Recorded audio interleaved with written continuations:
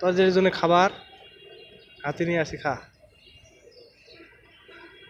হাতের মধ্যে মনে হয় খায় না কখনো, যার কারণে ভয় পাইতেছে। দেখ, এর ভিতরে দিয়ে রাখি।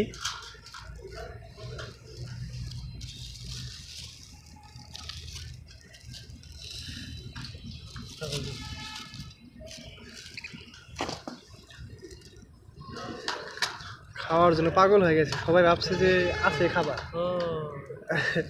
দেয় নাই না? হ্যাঁ, নি খা। আমার তো খাবার আছেই বুঝি। ওরা শুলে খায়। এখন আমরা লাগাই দিই।